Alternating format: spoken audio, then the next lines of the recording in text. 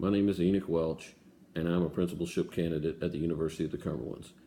We've been asked to use 5 interview questions, the first one being, what talents, skills, and abilities do you possess that you believe are important to be an effective administrator? Well, first, I think that everything we do needs to be student-centered. They are the reason that we're here.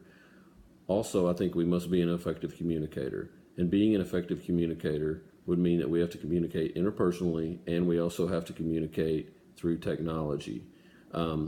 I also feel that we need to be up on the latest trends and try to be a lifelong learner. That way we're a model to those that we're trying to administrate.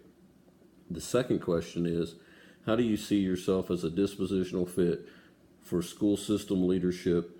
Give a rationale for your answer. Well, I think you must be able to relate and communicate with parents, students, teachers, board members, superintendents. You must be comfortable in your own skin and be able to relate to those people, but also be open to new ideas and listen to others and their perspectives. Many people tend to calm down after they're heard. You also always want to make it about the student. Sometimes just using the words, how does this help the students, gets everybody's perspective back to what it is actually about, which is the students. The third question is, what is your vision for a school for the 21st century learners? Well, I think number one, it's going to have to be about technology. Technology is not going away, and it increases and increases. And a lot of times it can make it easier for what we're doing. It also makes the lessons easier to improve. It makes the things that we're doing easier to communicate.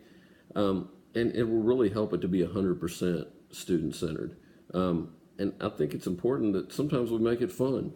Rigor doesn't always have to be boring. It doesn't always have to be hard. Sometimes it can be fun, both for the students and the staff. And then I think we want to personalize learning. It must fit student needs. If we don't personalize learning and it doesn't fit the students' needs, then ultimately we wind up chasing our tail. Question number 4. Discuss the role of the educational administrator as a school system manager or instructional leader.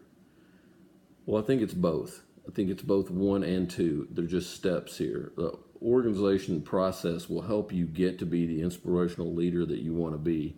I don't think you can effectively be an instructional leader if you're not a good manager, because you simply won't have time to refine the learning and close the gaps.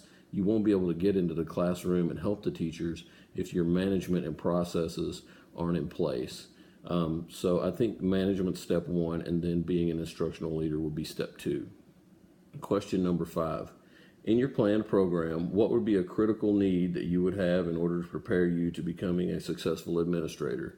Well, I think curriculum design and assessment, because it's such a broad thing, and it's so broad among all the areas and grade levels, and many of the areas that you want to be well versed in may not be an area that you were as a teacher. So I think that, that's kind of something that encompasses something that could be overwhelming for all of us.